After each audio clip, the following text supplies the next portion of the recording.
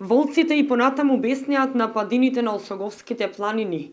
По случајот пред само 2 дена во селото Пресека, кога волци нападнаа и распарчија повеќе од 6 крави.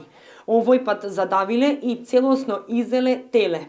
Му ја оставиле само главата на несрекното животно. Сточарот, собственик на кравите и телињата, со солзи во очите поради загубената стока, раскажува како самиот ги гонел волците и го бранел стадото. Сигурно имаше едно 4-5 имало, сигурно, кој му се спуштија надоле.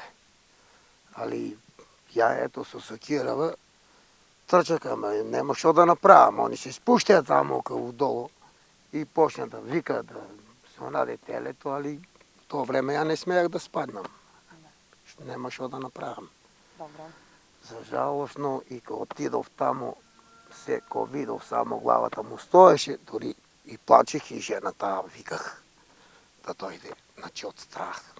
Кравите се стрчаа, ја трчав по нив натаму и телето почна да рика надоле низ тоа габерето, низ тоа шумата и таму удолу доле. Не смеах да спаднам доле у тоа долу таму, не знам што може да биде, може и мене да ме онадат, да ме изеде. И така, после сабалето, кога отидов, само една глава најдов, таму друго ништо тоа. Оно е све изедено. Со оглед на тоа што селото Припоре на само 3 километри оддалеченост од градот, жителите кои што живеат во близина на планината се во паника и страв. Бараат да се организира хајка на волци со цел намалување на крволочните животни на овој дел од планината. Ова не е прв пат да му биде нападната стоката на сточарот Василков.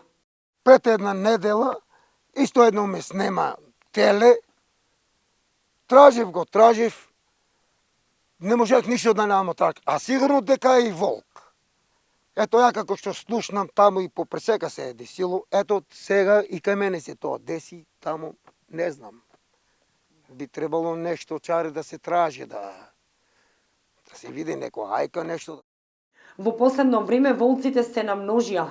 Сточарите коментираат дека има повеќе фамилии и ја пустошат планината, односно напаѓаат на се што се движи.